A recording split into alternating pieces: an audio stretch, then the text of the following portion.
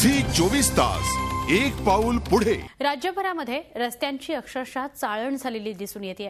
मुंबई ठाण्यासह राज्यभरामध्ये रस्त्यात खड्डा की खड्ड्यात रस्ता असा प्रश्न पडावा इतकी खराब स्थिती दिसून येते।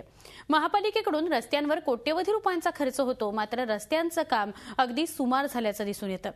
या संदर्भात आमचे मुंबई, ठाणे, नाशिक, नागपूर, कोल्हापूर आणि औरंगाबादचे प्रतिनिधी जे आहेत त्यांनी आढावा घेतला, पाहूया। मुंबईत 850 खड्डे आहेत असं मुंबई महापालिकेच्या सूत्रांनी माहिती दिली आहे। आपण पाहू शकता हे खड्डे कशा पद्धतीने मुंबईकरांना त्रस्त करतायत। आम्ही दादरच्या टिळक ब्रिजवर आहोत।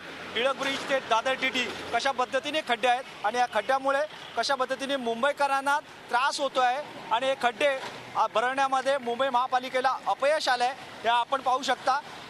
हा दादर टिळक ब्रिज आहे। या ब्रिजवरनाच मुंबईतले अधिकाधिक गणपती इकडनं विसर्जनाला जातात आणि या गणपती विसर्जनाला कशा पद्धतीने गणपतीच्या विसर्जनावर संकट निर्माण झालंय हे आपण पाहू शकता। खड्डे आणि ठाणे याचं जवळचं नातं आहे। ठाणेकरांची महत्त्वाची समस्या असेल तर ती खड्ड्यांची। आपण सध्या केसर मिल नाक्यावर उभे आहोत।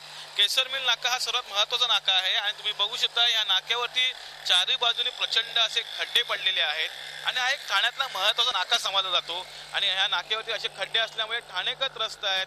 ठाणेकर प्रश्न विचारतायत की हे खड्डे कधी बुजणार।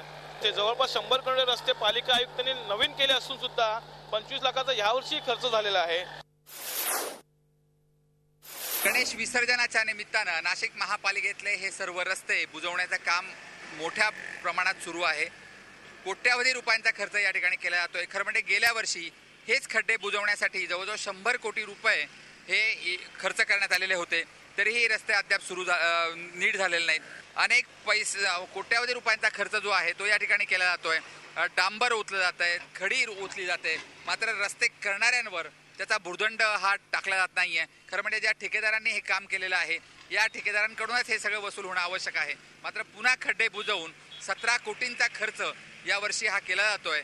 मनसे पॅटर्नमध्ये किंवा मनसेच्या ब्ल्यूप्रिंटमध्ये अशाच पद्धतीने रस्ते नाशिककरांना मिळणार का कोसळलाय, पण त्यामुळे रस्त्यांची दुर्दशा झाली आहे। यावर्षी नागपूर महानगरपालिकेने खड्ड्यांच्या बुजवण्याकरता 7.25 कोटीची तरतूद केली आहे। ही तरतूद मागच्या वर्षी 6 कोटीची होती, पण महत्त्वाचं म्हणजे 7.25 कोटीच्या तरतुदीनंतरही खड्ड्यांची परिस्थिती बिलकुल बदलली नाही आणि खड्डे अजूनही कायम आहेत।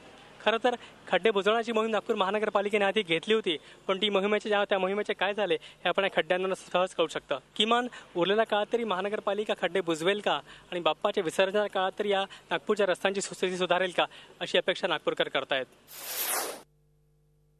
दरवर्षी रस्ते दुरुस्तीसाठी लाखो रुपये खर्चून सुद्धा कोल्हापूर शहरातल्या अनेक रस्त्यांची अवस्था दुर्दैवी अशी आहे। आपण माझ्या पाठीमागे बघू शकतो की हा जो रस्ता आहे या रस्त्यावर पॅचवर्कसाठी जवळपास लाखो रुपये खर्च केलेले आहेत। कोल्हापूर शहरामधले जे एकूण रस्ते आहेत त्याच्यामध्ये गेल्या वर्षी 20 लाख रुपये खर्च केले होते आणि एवढाच आकडा यावर्षी सुद्धा आहे। यावर्षी सुद्धा 20 लाखाहून अधिक रुपयांचा निधी या पॅचवर्कसाठी खर्च केलेला आहे। कोल्हापूर महानगरपालिकेच्या प्रशासनाच्या वतीनं हे रस्ते कायमस्वरूपी दुरुस्त व्हावे यासाठी कुठल्याही प्रकारचे पावले उचलले जात नाहीयेत। औरंगाबादमध्येही रस्त्यांची या शहराहून वेगळी स्थिती नाहीये। गेल्या वर्षीही शहरातल्या रस्त्यांवर 10 कोटींचं पॅचवर्क करण्यात आलं होतं, तर यावर्षीही औरंगाबादमध्ये 7 कोटींचं पॅचवर्क करण्यात आलंय। मात्र रस्त्यांची अवस्था जैसे थेच आहे।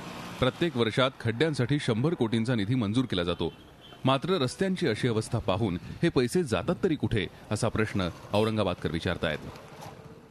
झी 24 तास एक पाऊल पुढे।